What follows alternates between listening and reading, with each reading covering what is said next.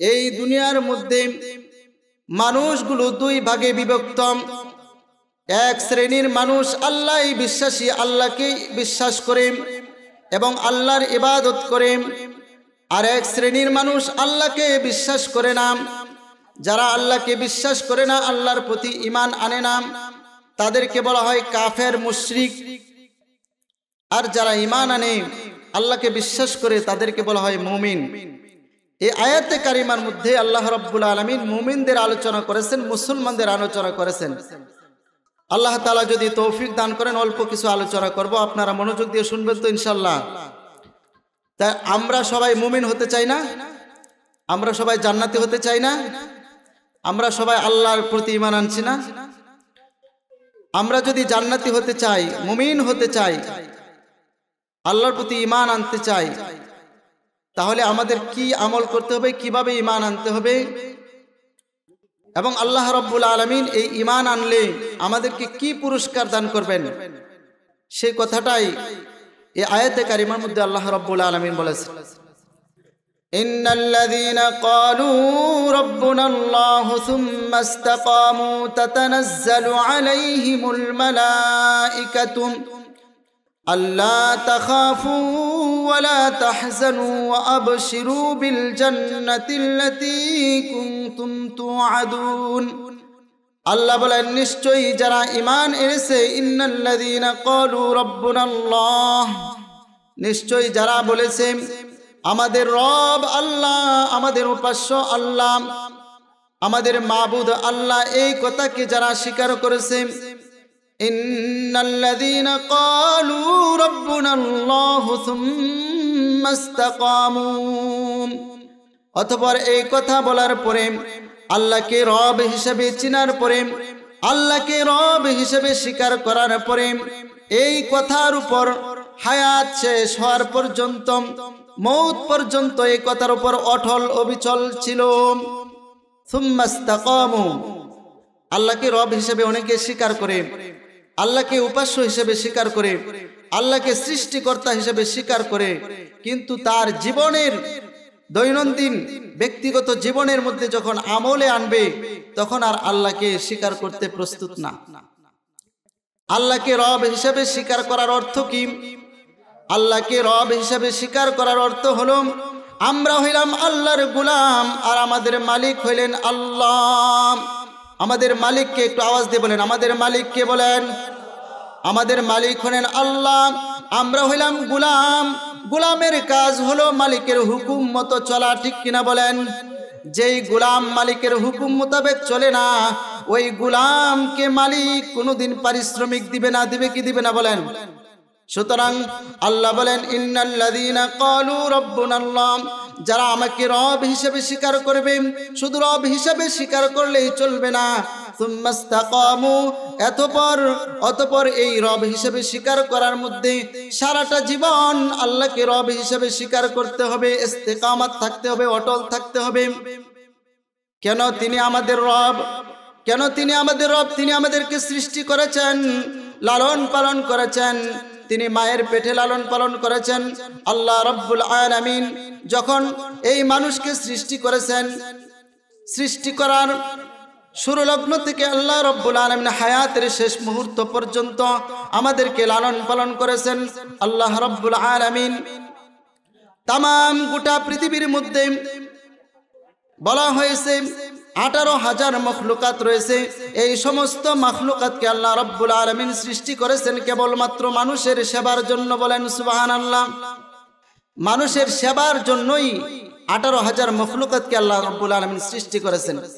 যখন আল্লাহ রাব্বুল আলামিন কোনো সৃষ্টির ইচ্ছা করেন, তখন সেই সৃষ্টিকে উদ্দেশ্য করে শুধু বলেন কুন হয়ে যাও, ফায়াকুন, সাথে সাথে হয়ে যায়। আল্লাহ রাব্বুল আলামিন আসমান সৃষ্টি করলেন কুন ফায়াকুন বলে, আল্লাহ রাব্বুল আলামিন জমিন সৃষ্টি করলেন কুন ফায়াকুন বলে, আল্লাহ রাব্বুল আলামিন পাহাড় সৃষ্টি করলেন কুন ফায়াকুন বলে। পর্বতমালা সৃষ্টি করলেন কুন ফায়াকুন বলে, নদ নদী সৃষ্টি করলেন কুন ফায়াকুন বলে, পশু পাখি সৃষ্টি করলেন কুন ফায়াকুন বলে। আল্লাহ রাব্বুল আলামিনের যত সৃষ্টি আছে, চন্দ্র সৃষ্টি করলেন কুন ফায়াকুন বলে, সূর্যকে সৃষ্টি করেছেন কুন ফায়াকুন বলে, তারকারাজি সৃষ্টি করেছেন কুন ফায়াকুন বলে। শুধুমাত্র কুন শব্দ ব্যবহার করেছেন পৃথিবীর যত সৃষ্টি আছে সমস্ত সৃষ্টির ক্ষেত্রে আল্লাহ রাব্বুল আলামিন কুন শব্দ ব্যবহার করেছেন। এমনকি আল্লাহর নিষ্পাপ ফেরেশতাদেরকে আল্লাহ রাব্বুল আলামিন কুন শব্দ ব্যবহারের মাধ্যমে সৃষ্টি করেছেন। জান্নাতকে আল্লাহ তাআলা কুন বলে সৃষ্টি করেছেন, জাহান্নামকে আল্লাহ রাব্বুল আলামিন কুন বলে সৃষ্টি করেছেন। একমাত্র পৃথিবীর মধ্যে একটা সৃষ্টি রয়েছে, আল্লাহ রাব্বুল আলামিন তার নিজ কুদরতি হাতের মাধ্যমে সৃষ্টি করেছেন, আর ওই সৃষ্টির নাম হলো মানুষ। বলেন সুবহানাল্লাহ। এই মানব জাতিকে আল্লাহ রাব্বুল আলামিন কেবলমাত্র তার কুদরতি হাতে সৃষ্টি করেছেন। আল্লাহ রাব্বুল আলামিন কুদরতি হাতে সৃষ্টি করে মানব জাতিকে ঘোষণা করলেন, আলাস্তু বিরাব্বিকুম, আলাস্তু বিরাব্বিকুম। হে মানব জাতি, হে সৃষ্টিকুল, হে মানব জাতি, তোমাদের কি আমি রব নই? আলাস্তু বিরাব্বিকুম, আমি কি তোমাদের রব নই? ক্বালু বালা, তখন সমস্ত মানুষ বলেছিল, হ্যাঁ হ্যাঁ, আপনিই তো আমাদের রব। আল্লাহ রাব্বুল আলামিন এই মানব জাতিকে তার নিজ কুদরতি হাতের মাধ্যমে সৃষ্টি করলেন। আল্লাহ রাব্বুল আলামিন এই সৃষ্টির মাধ্যমে গোটা বিশ্ববাসীকে ঘোষণা দিলেন, ও দুনিয়ার মানুষ, আমি তোমার রব, আমি তোমার ইলাহ, আমি তোমার সৃষ্টিকর্তা। আমি তোমাকে তোমার মায়ের পেট থেকে লালন পালন করে, মায়ের পেট থেকে ওয়ালাকাদ খালাকনাল ইনসানা মিন সুলালাতিন মিন তিন, আল্লাহ বলেন আমি মানুষকে সৃষ্টি করেছি মাটির সারাংশ থেকে। সুম্মা জাআলনাহু নুতফাতান ফি করারিম মাকিন, অতঃপর আমি তাকে নুতফা রূপে, বীর্য রূপে আমি রেখেছি এক অন্ধকার স্থানে, সংরক্ষিত স্থানে, তথা মায়ের পেটে। সুম্মা খালাকনান নুতফাতা আলাকাতান ফাখালাকনাল আলাকাতা মুদগাতান ফাখালাকনাল মুদগাতা ইযামান ফাখালাকনাল মুদগাতা ইযামান ফাকাসাউনাল ইযামা লাহমা সুম্মা আনশানাহু খালকান আখার ফাতাবারাকাল্লাহু আহসানুল খালিকিন। আল্লাহ পাক রব্বুল আলামিন কেমন যেন ঘোষণা করে দিলেন, ও দুনিয়ার মানুষ, আমি তোমাকে পৃথিবীর অন্য সৃষ্টির মতো কোন শব্দ ব্যবহার করে সৃষ্টি করি নাই, বড় মায়া করে, বড় মহব্বত করে আমার কুদরতি হাত দ্বারা তোমাকে মাটির সারাংশ থেকে সৃষ্টি করেছি। অতঃপর তোমাকে বীর্যরূপে মায়ের পেটে সংরক্ষণ করেছি। সেই বীর্যকে আমি সুম্মা খালাকনান নুতফাতা আলাকাতান, রক্তরূপে আমি রূপান্তরিত করেছি। অতঃপর সেই রক্তকে আমি মাংসপিণ্ডে পরিণত করেছি। সেই মাংসপিণ্ডকে আমি অস্থি রূপে রূপান্তরিত করেছি। সেই অস্থিকে আমি আবার মাংস দ্বারা আবৃত করেছি। এরপরে আল্লাহ বলেন, সুম্মা আনশানাহু খালকান আখার, এরপরে তোমাকে আমি নতুন একটা সৃষ্টির মাধ্যমে, নতুন একটা আকৃতির মাধ্যমে আমি সুন্দরভাবে তোমাকে পূর্ণাঙ্গ সৃষ্টিতে রূপান্তর করেছি।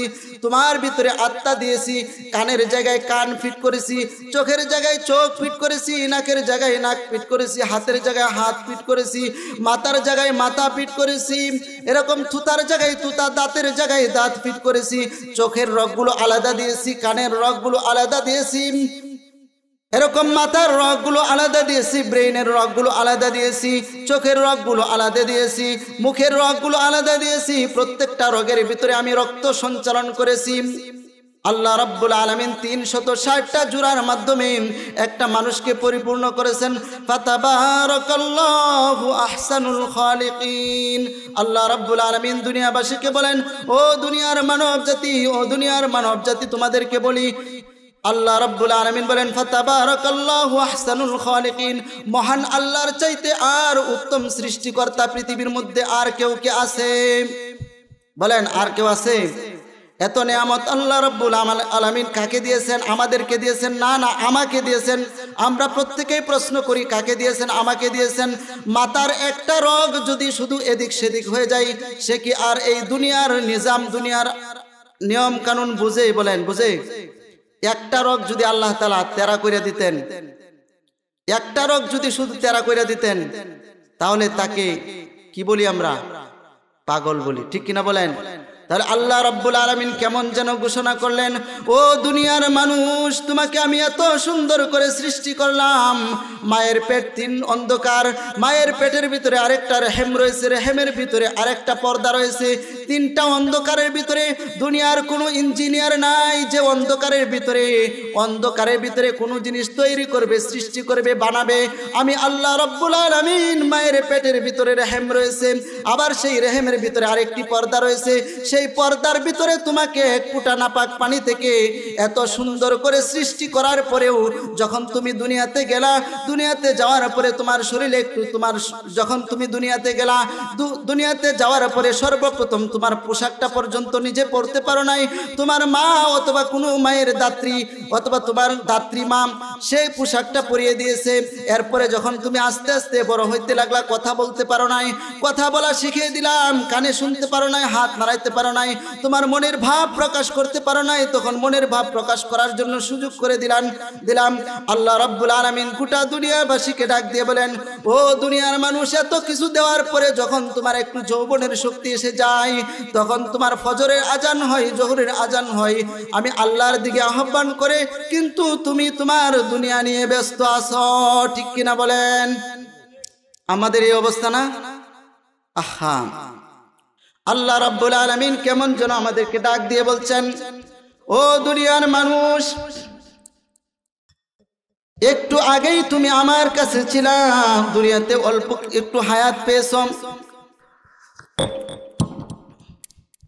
এই দুনিয়া পরকালের তুলনায়, পরকালের একদিন আর এই দুনিয়ার হলো 50,000 বছর। পরকালের একদিন এই দুনিয়ার কত দিন বলেন তো? 50,000 বছর। একটু গবেষণা করবেন, একটু চিন্তা করবেন, একটু দিল দ্বারা, অন্তর দ্বারা একটু চিন্তা করবেন। পরকালের একদিন এই দুনিয়ার 50,000 বছর। আমরা কি এখানে যারা আছি, আমরা কি কেউ 50,000 বছরের হায়াত নিয়ে আসছি?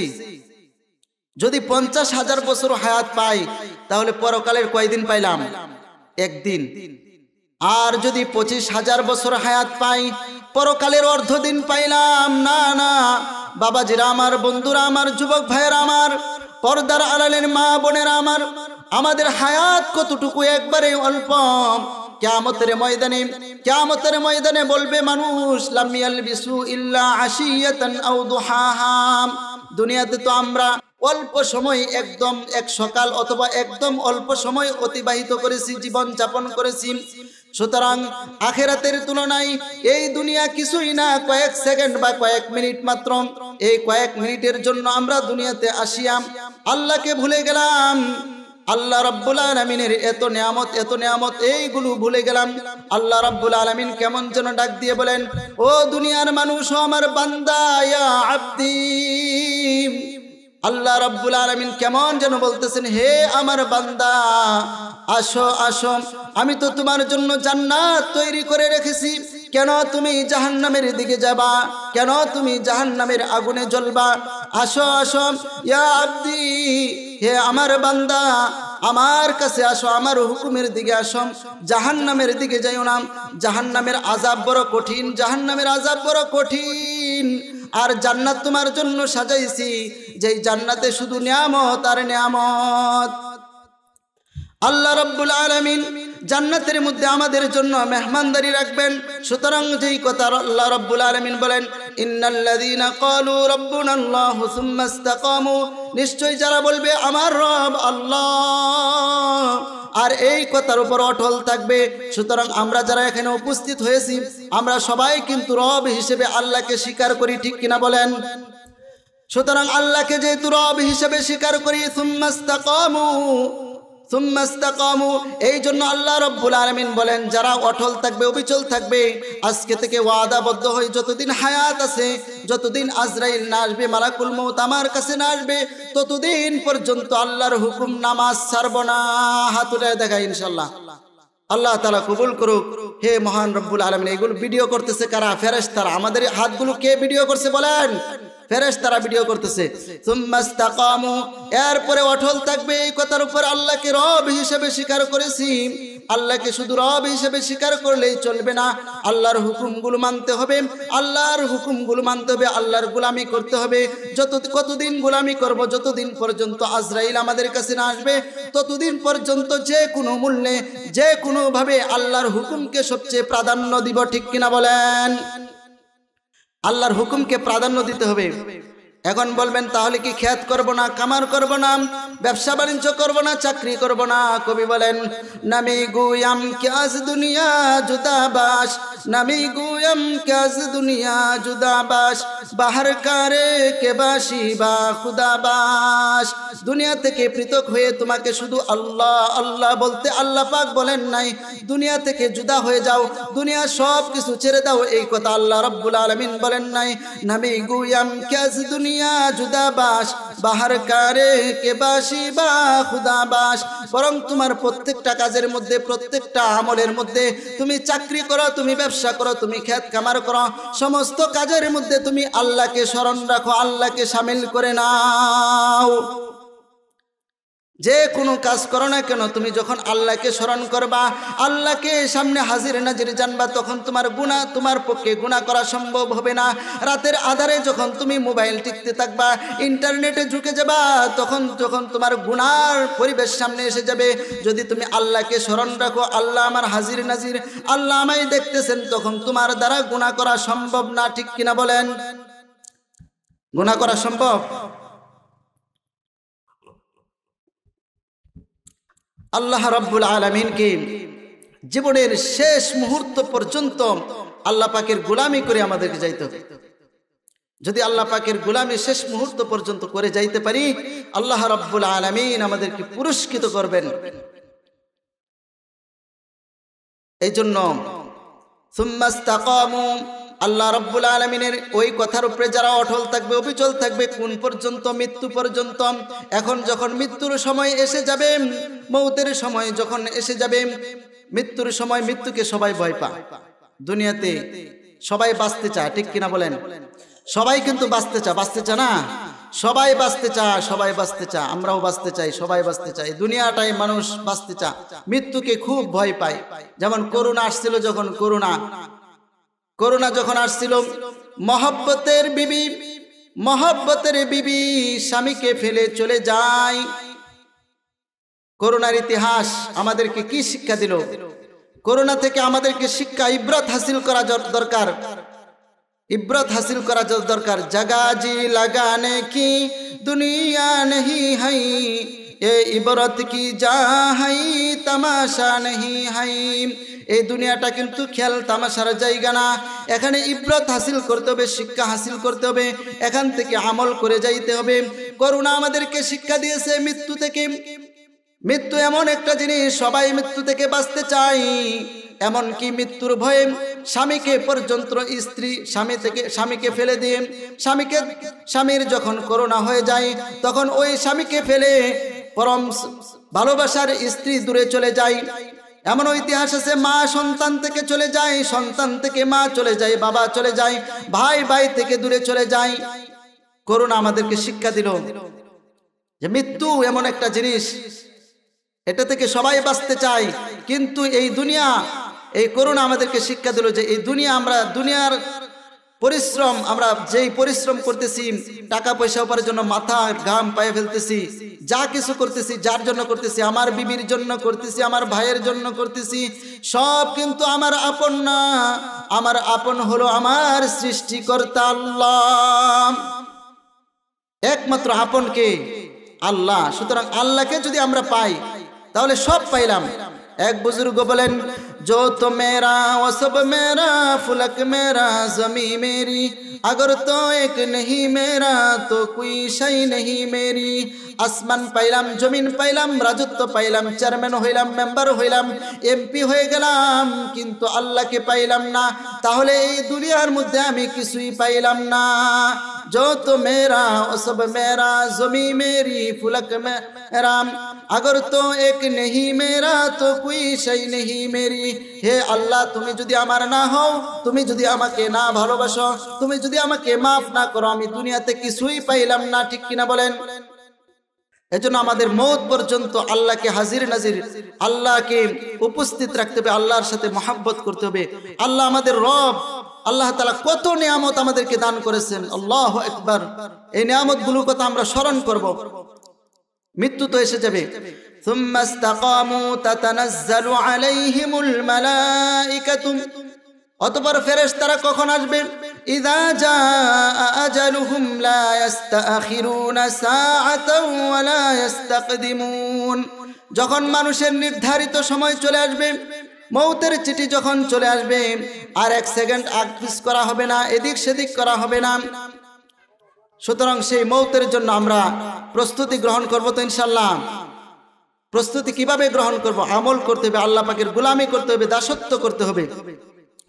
যখন সেই মৃত্যুর সময় আমাদের কাছে চলে আসবে, সুম্মাস্তাকামু তাতানাজ্জালু আলাইহিমুল মালাইকাতু আল্লা তাখাফু, মৃত্যুর ভয়, যখন মৃত্যুর সময় চলে আসবে আমাদের ভয় লাগবে। কবরে কিভাবে থাকব, মৃত্যুর পরবর্তী জীবন কেমন হবে, তখন আল্লাহ রাব্বুল আলামিন যারা ওই আল্লাহকে রব হিসেবে স্বীকার করবে এবং আল্লাহকে উপাস্য হিসেবে স্বীকার করবে, সারাটা জীবন আল্লাহ পাকের গোলামি করে যাবে। আল্লাহ রাব্বুল আলামিন আরশে আজিম থেকে হুকুম দিবেন, ওই মুমিন বান্দার জান কবজ করার জন্য আজরাইল তুমি 500 ফেরেশতা নিয়ে যাও। বলেন সুবহানাল্লাহ। একজন মুমিন বান্দার জান কবজ করার জন্য 500 ফেরেশতা আসবে এবং প্রত্যেকজন ফেরেশতার হাতে 20 ধরনের এরকম ভাবে রুমাল থাকবে, রুমালের মধ্যে মেশকে আম্বর সুগন্ধি থাকবে। একজন মুমিনের জান কবজ করার জন্য ওই আজরাইল ফেরেশতা এসে ফেরেশতারা ঘোষণা করবে, তাতানাজ্জালু আলাইহিমুল মালাইকাতু আল্লা তাখাফু ওয়া লা তাহজানু ওয়া আবশিরু বিল জান্নাতিল্লাতী কুনতুম তুআদুন। ও মুমিন বান্দা, দুনিয়ার মধ্যে যত মানুষ ছিল সবচেয়ে তোমাকে আমাদের কাছে প্রিয় মনে হতো, ভালো মনে হতো। আল্লাহ তাখাফু, তোমাদের কোনো ভয় নাই, ওয়ালা তাহজানু, এবং চিন্তাও করিও না। ফেরেশতারা ঘোষণা করবে মুমিনদের জন্য, মুসলমানের জন্য, আল্লাহ তাখাফু ওয়ালা তাহজানু ওয়া আবশিরু বিল জান্নাতিল্লাতী কুনতুম তুআদুন। এবং জান্নাতের ছবি দেখে বলা হবে, এই নাও তোমাদের জান্নাতের সুসংবাদ গ্রহণ করো, যেই জান্নাতের প্রতিশ্রুতি তোমাদেরকে দুনিয়াতে দেওয়া হয়েছিল। বলেন সুবহানাল্লাহ। ثم استقاموا تتنزل عليهم الملائكة ألا تخافوا ولا تحزنوا وأبشروا بالجنة التي كنتم توعدون। শুধু তাই বলবে না, নাহনু আউলিয়াউকুম ফিল হায়াতিদ দুনিয়া, বলবে আমি তোমাদের দুনিয়াতে তোমাদের বন্ধু, ওয়া ফিল আখিরাতি, এবং পরকালেও তোমাদের বন্ধু থাকব। ফেরেশতারা বলবে মুমিন বান্দাকে যে ভয় পাইতেছো মনে হয়, যে ভয় পাইও না, দুনিয়াতেও তোমাদের বন্ধু এবং মৃত্যুর পরেও তোমার সাথী হব, বন্ধু হব। বলেন সুবহানাল্লাহ।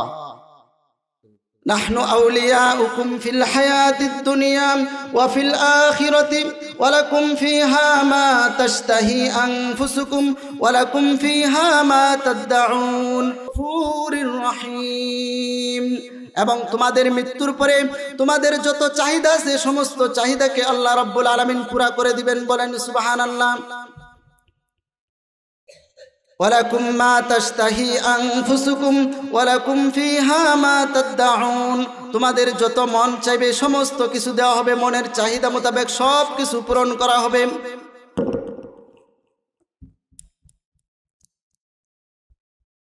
আল্লাহ রাব্বুল আলামিন আমাদের সবাইকে মৃত্যু পর্যন্ত ঈমানের সাথে এবং আমলের সাথে থাকার তৌফিক দান করুন। সকলে বলে আমিন। আমাদের প্রধান বক্তা আমাদের এই পার্শ্ববর্তী এলাকার সন্তান, তিনি চলে আসছেন।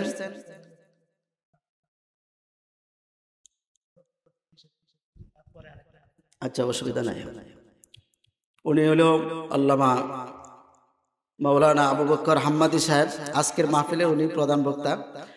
এর পরবর্তীতে আরেকজন আছেন প্রধান অতিথি। তো আমি যেহেতু এলাকার সন্তান, আপনাদের কাছে শেষ একটা ফরিয়াদ রেখে আমি আমার বক্তব্য শেষ করব। হযরত বয়ান করবেন, আপনারা মনোযোগ সহকারে শুনবেন। আমার পূর্বে মাওলানা সোহেল সাহেব পিতামাতার কর্তব্য সম্পর্কে, দায়িত্ব সম্পর্কে অনেক গুরুত্বপূর্ণ আলোচনা করেছেন, ঠিক কিনা বলেন? কিন্তু আমরা অনেক আলোচনায় শুনি, কিন্তু সন্তানের হক কি, পিতামাতার উপর সন্তানের কি হক, এই কথাটা বলেই অল্প একটু আলোচনা করে আমি শেষ করে দেব ইনশাআল্লাহ। আল্লাহ রাব্বুল আলামিন প্রত্যেকটা পিতামাতার উপর সন্তানের কিছু হক রেখেছেন। যেমন সন্তানের প্রতি পিতামাতার হক রয়েছে। কি হক রয়েছে? একজন সন্তান যখন জন্মগ্রহণ করবে, সন্তান জন্মগ্রহণ করার পরে সর্বপ্রথম তার ডান কানে আজান দেওয়া এবং বাম কানে ইকামত দেওয়া, এটা সন্তানের হক। আমরা এখন ছেলে হলে বাহিরে, বাড়ির বাহিরে আজান দেই, মেয়ে হইলে আজানই দেই না। এই জন্য আমরা যাদের সন্তান আমাদের হয়, প্রত্যেকে এই সুন্নতটা আদায় করব। সন্তান যখন ভূমিষ্ঠ হবে, সন্তানকে ধুয়ে মুছে সর্বপ্রথম আস্তে আস্তে ডান কানে আজান দিব, আল্লাহু আকবার, আল্লাহু আকবার, এই বাণীগুলো শোনাব। আল্লাহ সবচেয়ে বড়, আল্লাহ সবচেয়ে বড়। আল্লাহর কসম করে বলি, সন্তানের হক যে পিতামাতা আদায় করবে, ওই সন্তান কোনোদিন নাস্তিক হবে না, ওই সন্তান কোনোদিন পিতামাতার নাফরমান বান্দা হবে না। এজন্য ডান কানে আজান দিব, আল্লাহু আকবারের ধ্বনিগুলো শোনাবো, আশহাদু আল্লা ইলাহা ইল্লাল্লাহ, আল্লাহ আমি সাক্ষী দিচ্ছি আল্লাহ ছাড়া অন্য কোনো মাবুদ নাই। বাম কানে ইকামতগুলো শোনাবো, ইকামতের শব্দগুলো শোনাবো কিনা ইনশাআল্লাহ বলেন। এরপরে সন্তান যখন সপ্তম দিনে উপনীত হয়, ওই সন্তানের সুন্দর একটা ইসলামিক নামকরণ করা, এটা সন্তানের হক। নবীদের নাম থেকে, সাহাবীদের নাম থেকে, তাবিঈনদের নাম থেকে, আইম্মায়ে মুজতাহিদিনদের নাম থেকে, বুজুর্গানে দিন আমাদের উলামায়ে কেরাম যারা রয়েছেন তাদের নাম থেকে আমরা পছন্দ করে একটি নাম রাখব। এটা আমার অধিকার। আমার অধিকার হিসেবে আমি আমার মুরব্বীদের কাছে এবং আমার যুবক ভাইদের কাছে আমি অনুরোধ করব, আপনাদের কাছে অনুরোধ করে এই কয়েকটা কথা বলবো, যে আপনারা অবশ্যই প্রত্যেকটা কথা মনে রাখবেন। সপ্তম দিনে সুন্দর একটা ইসলামিক অর্থবহ নামকরণ করবেন এবং সপ্তম দিনে সম্ভব হলে আকিকা করবেন, আকিকা করা সুন্নত। এবং সপ্তম দিনে ওই বাচ্চার মাথা চুলগুলো মুন্ডিয়ে, ওই চুলগুলো সমপরিমাণ ওজনের রূপা অথবা রূপার সমপরিমাণ মূল্য সদকা করে দিবেন। قال رسول الله صلى الله عليه وسلم الغلام مرتهن بعقيقته يذبح عنه يوم السابع ويسمى ويهلق رأسه। আল্লাহর নবী বলেন, নবজাতক শিশু সন্তান আল্লাহ পাকের কাছে আকিকার বিনিময়ে বন্ধক থাকে। তার হক হলো সপ্তম দিনে তার নামে আকিকা করা, তার পক্ষ থেকে আকিকা করা সুন্নত, এবং ওয়ায়ুসাম্মা এবং একটি সুন্দর ইসলামিক নামকরণ করা, ওয়ায়ুহলাকু রাসুহু এবং তার মাথার চুলগুলো মুন্ডানো। করব তো ইনশাআল্লাহ? এই হলো সপ্তম দিনের আমল। এরপরে সন্তান যখন আস্তে আস্তে একটু বড় হবে, কথা শিখবে, তখন তাকে আলিফ বা তা সাম এই ধর্মীয় হরফগুলো আমরা শিক্ষা দিব। জাগতিক শিক্ষা নিষেধ নাই, দুনিয়ার শিক্ষা দিব, সরায়া ABCD এগুলো শিক্ষা দিব, কোনো অসুবিধা নাই। কিন্তু সর্বপ্রথম আমি যে শিক্ষাটা দিব আলিফ বা তা সাম, আল্লাহর নামগুলো আমরা শিক্ষা দিব ইনশাআল্লাহ। দিব তো? এই হলো একটা সন্তানের হক। এরপরে সন্তান যখন আরেকটু বড় হয়ে যায়, যখন সপ্তম 7 বছরে উপনীত হয়ে যায়, নবীজি বলেন, আন আমর ইবনে শুআইবিন আন আবিহি আন জাদ্দি قال قال رسول الله صلى الله عليه وسلم مروا صبيانكم بالصلاه وهم ابناء 7 سنين। নবীজি বলেন, যখন তোমাদের সন্তানেরা 7 বছর বয়সে উপনীত হয়, তখন তাদেরকে নামাজের আদেশ করো, নামাজের কথা বলো। ওয়াদরিবুহুম আলাইহা ওয়াহুম আবনাউ 10 সিনিন। আর যখন 10 বছর বয়স হয়ে যায়, তখন তাদেরকে একটু শাসন করো, প্রহার করো। ওয়াফাররিকু বাইনাহুম ফিল মাদাজি'i এবং 10 বছর বয়সে তাদের বিছানা পৃথক করে দাও। এখন তো আমরা নামাজের শিক্ষা দেই না। 7 বছর বয়স হলেই বাচ্চাদেরকে সাংস্কৃতিক অনুষ্ঠানের নামে অশ্লীলতা, বেহায়াপনা, পাশ্চাত্য কৃষ্টি কালচার, নাস্তিক, বেঈমান, ইহুদি নাসারাদের চরিত্র আমাদের মাঝে চলে আসছে। স্কুল, ভার্সিটি এবং বিশেষ করে কিন্ডারগার্টেন স্কুলে যারা লেখাপড়া করে, আমরা তো মুসলমান, এই মুসলমানের সন্তানরাই, ছোট ছোট সন্তানরাই সাংস্কৃতিক অনুষ্ঠানের নামে নাচ গান করে। এটা কি পিতামাতা সন্তানের হক আদায় করছে বলেন? এই সন্তানরাই তো পরবর্তীতে নাস্তিক হয়, এরাই তো মুরতাদ হয়, এরাই তো উলামায়ে কেরামের বিরুদ্ধে স্লোগান দেয়, এরাই তো আলেম ওলামাদের বিরুদ্ধে স্লোগান দেয়। এই জন্য সন্তানের হক পিতামাতাকে অবশ্যই আদায় করতে হবে। আরেকটি সন্তানের হক হলো সন্তানকে ধর্মীয় শিক্ষিত করা। যারা আমরা সন্তানকে ধর্মীয় শিক্ষায় শিক্ষিত করেছি, আমরা কি ঠকে গেছি? অবশ্যই ঠকি নাই। এই কথা বলে আমি শেষ করে দেব। সন্তানকে যারা ধর্মীয় শিক্ষায় শিক্ষিত করবে তাদের কি লাভ, তাদের কি ফায়দা? আল্লাহ রসুল, আমি যে হাদিসটা সর্বপ্রথম পড়েছিলাম, আল্লাহ রসুল সাল্লাল্লাহু আলাইহি সাল্লাম বলেন, ক্বালা রাসূলুল্লাহ সাল্লাল্লাহু আলাইহি ওয়াসাল্লাম খায়রুকুম মান তাআল্লামাল কুরআনা ওয়া আল্লামা। এই পৃথিবীর মধ্যে শ্রেষ্ঠ সন্তান হলো, শ্রেষ্ঠ মানুষ হলো যে কোরআন শিখলো এবং শিক্ষা দিল। সুতরাং আমার সন্তানকে যদি কোরআন শিখাই এবং কোরআনের আলেম বানাই, কোরআনের হাফেজ বানাই, তাহলে এই গোটা পৃথিবীর মধ্যে শ্রেষ্ঠ সন্তান আমি আমার সন্তানকে বানাইলাম। ঠিক কিনা বলেন? শুধু তাই না, আল্লাহ রসুল সাল্লাল্লাহু আলাইহি ওয়াসাল্লাম বলেন, যেই সন্তানকে কোরআনের হাফেজ বানাইলো, আলেম বানাইলো, ওই সন্তান যখন কোরআনের একটি আয়াত পড়বে, একটি হরফ পড়বে, মান কারা আল কুরআনা, মান কারা হারফাম মিন কিতাবিল্লাহি ফালাহু বিহি হাসানাতুন ওয়াল হাসানাতু বিআশরি আমসালিহা ওয়ালা আকুলু আলিফ লাম মিম হারফুন বাল আলিফুন হারফুন ওয়া লামুন হারফুন ওয়া মিমুন হারফুন। যে কোরআনের একটি হরফ তেলাওয়াত করলো, ওই একটি হরফের বিনিময়ে আল্লাহ রব্বুল আলামিন 10টি নেকি দান করবেন। আল্লাহর নবী বলেন, কেউ যদি এতটুকু তেলাওয়াত করে আলিফ লাম মিম, আমি বলবো না এর বিনিময়ে 10টি নেকি হবে, বরং বাল আলিফুন হারফুন ওয়া লামুন হারফুন ওয়া মিমুন হারফুন, বরং আলিফের পরিবর্তে 10 নেকি, লামের পরিবর্তে 10 নেকি, মিমের পরিবর্তে 10 নেকি। এই ফজিলত যদি আমার সন্তানকে কোরআন পড়নেওয়ালা বানাই, তাহলে আমার সন্তান যখন এত সওয়াব পাবে, আমার লস হবে না, লাভ হবে বলেন? আরেকটি হাদিস নবীজি বলেন, এই সন্তান যখন মারা যাবে তখন কি তার কোনো লাভ আছে কিনা? ইকালু লিসাহিবিল কুরআনি ইকরা ওয়ারতাকি কামা কুনতা তুরাত্তিলু ফিদ দুনিয়া ফাইন্না মানসিলাকা ইনদা আখিরি আয়াতিন তাকরাউহা। নবীজি বলেন, কিয়ামতের ময়দানে, হাসরের ময়দানে কোরআনের হাফেজকে, কোরআনের আলেমকে বলা হবে, ইকরা ওয়ারতাকি কামা কুনতা তুরাত্তিলু ফিদ দুনিয়া ফাইন্না মানসিলাকা ইনদা আখিরি আয়াতিন তাকরাউহা। পড়ো, আজকে পড়ো। এবং জান্নাতের মুহাদ্দিসিনে কেরাম বলেন, জান্নাতের উপমা হবে, জান্নাতের মধ্যে সিঁড়ি আকারে থাকবে, একটি আয়াত পড়বে, এক একটি সিঁড়ি উপরে উঠবে। ইকরা ওয়ারতাকি কামা কুনতা তুরাত্তিলু ফিদ দুনিয়া, যেমন দুনিয়াতে তুমি পড়তা ওইরকম ভাবে আজকে তুমি পড়তে থাকো, আর এক এক তলা উপরে উঠতে থাকো। এভাবে যখন ফাইন্না মানজিলাকা ইনদা আখিরি আয়াতিন তাকরাউহা, কারণ তোমার ঠিকানা হলো যেখানে তোমার আয়াত পড়া শেষ হবে।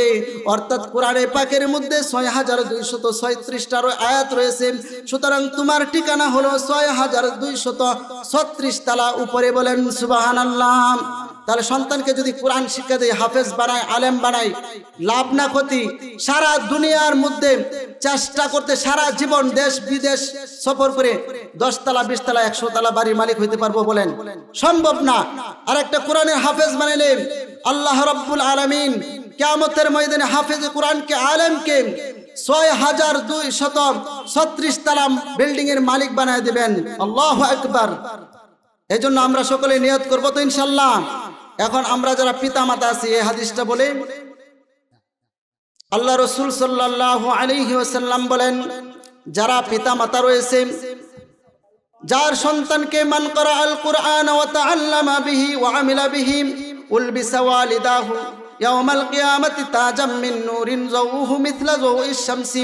যে কিয়ামতের ময়দানে ওই যে ব্যক্তি কোরআন তেলাওয়াত করলো, কোরআনকে ভালোভাবে শিখলো, কোরআনের উপর আমল করছে, ওই হাফেজে কোরআন আলেমের পিতামাতার জন্য একটা বিশেষ সুসংবাদ হলো, উলবিসা ওয়ালিদাহু তাজাম মিন নূর, উলবিসা ওয়ালিদাহু ইয়াউমাল কিয়ামাতি তাজাম মিন নূরিন যাউহু মিছলা যাউইশ শামসি।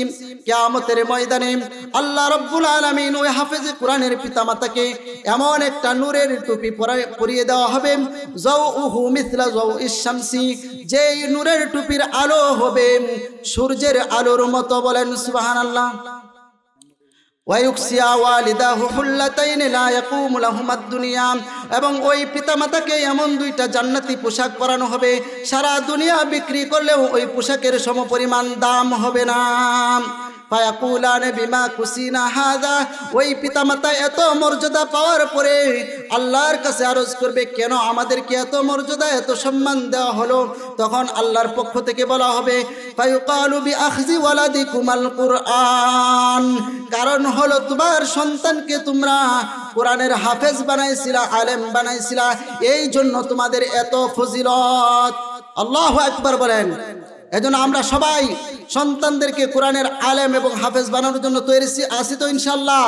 যারা কোরআনের হাফেজ বানাইতেছেন, মাদ্রাসায় দিতেছেন, আপনাদের সামনে এই সমস্ত মানুষকে সাক্ষী রেখে আল্লাহকে হাজির নাজির জানে বিশ্বাস করে সকলের কাছে ওয়াদা করে অঙ্গীকার করে বলতে চাই, আপনারা ঠকছেন না।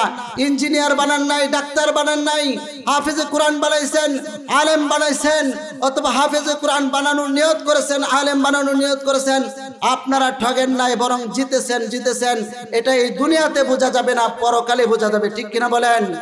শুধু তাই না, যারা এই কোরআনের আলেমদেরকে হাফেজদেরকে মহব্বত করবে, ভালোবাসবে, আল্লাহ রসুল সাল্লাল্লাহু আলাইহি সাল্লাম বলেন, শুধুমাত্র একজন হাফেজে কোরআন যে হবে, সে তার আত্মীয় স্বজন থেকে 10 জনকে সুপারিশ করে জান্নাতে নেওয়ার পারমিশন, সুপার পাওয়ার তাকে কিয়ামতের ময়দানে দেওয়া হবে। একজন হাফেজে কোরআনকে সুপার পাওয়ার দেওয়া হবে যে 10 জনকে সুপারিশ করে জান্নাতে নেওয়ার মতো। আর একজন আলেমকে এবং শায়েখে শেওলার মতো এরকম যদি একজন বুজুর্গ হয়ে যায়, এরকম আল্লাহর ওলিরা বুজুর্গরা কি পরিমাণ মানুষকে সুপারিশ করে জান্নাতে নেবে, এটার কোনো পরিমাণ নাই। তাদের যত চাবে তত মানুষকে আল্লাহ পাকের সুপারিশ, আল্লাহ রাব্বুল আলামিন তাদেরকে সুপার পাওয়ার দিবেন যে সুপারিশ করে তোমরা জান্নাতে নিয়ে যাও। সুবহানাল্লাহ। এজন্য আল্লাহ রাব্বুল আলামিন আমাদের সবাইকে যেন যে কথাগুলো বললাম ভুল ত্রুটি হইলে যেন আল্লাহ রাব্বুল আলামিন ক্ষমা করে দেন এবং